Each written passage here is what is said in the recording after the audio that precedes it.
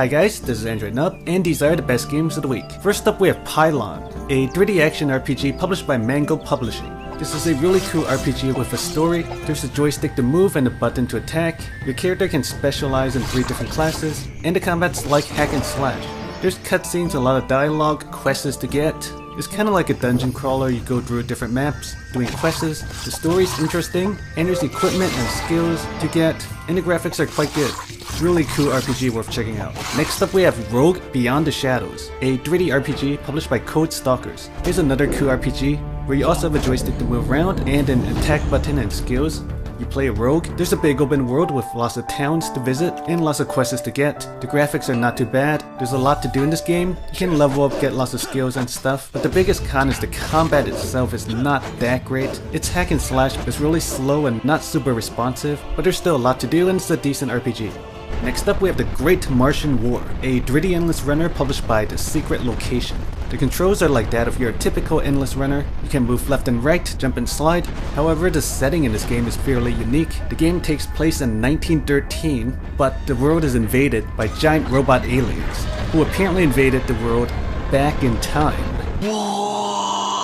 I'm not sure how that works, but this game has some interesting scenery. It's like a mix of Temple Run and Into the Dead. It can get repetitive after a while though. Next up we have Defenders and Dragons, a 2D castle defense game published by Glue. This is probably the prettiest looking castle defense game I've seen. You play a hero and you can summon your units to defend your castle. You don't actually have to destroy a castle at the other side, you just have to kill all the waves of enemies. There's new heroes to unlock, there's also new units to unlock and new maps, and it's a fairly fun castle defense game. Next we have Valkyrie Gauntlet 2, a 3D action RPG published by Eternal Minds. In this game you play some kind of Valkyrie and you kill enemies. There's a joystick to move and buttons to attack and to use skills. There's kinda like a story and dialogue, but the game is fairly simple. It's not really an open world. You just kinda keep going through stages. There is equipment to get and stats to increase. There are boss battles. Fighting is not super fluid, but is easy to pick up and play, and it's really not too bad. Next up is Mana Rush, a 3D tactics RPG published by Half D Games. This is a turn-based tactics kind of game where you control 4 people and they're all different classes with different skills, can level up each of your heroes and individually equip them with stuff, go through stages where you fight enemies, can tap where you want your characters to move, and when you attack enemies there's a chance you could miss. I like the fact that you have 4 characters. I think they could have improved the overall game mechanics a little bit more, but strategy RPG fans may like this game.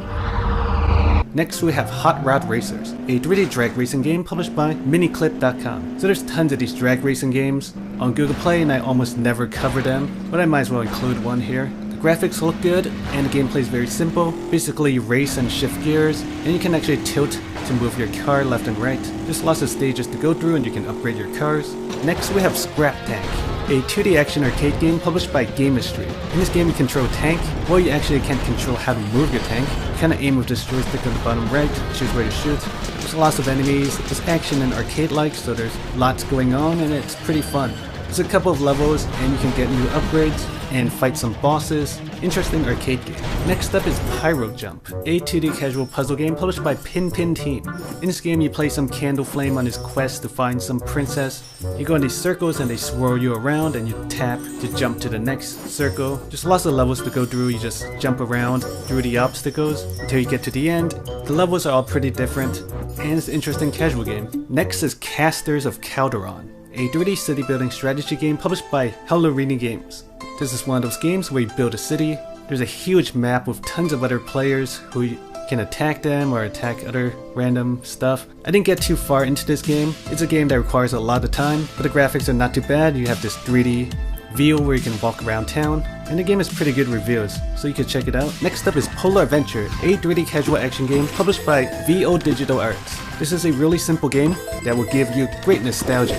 If you have ever played Crash Bash for PS1, you play some guy in a seal and you want to knock these people off.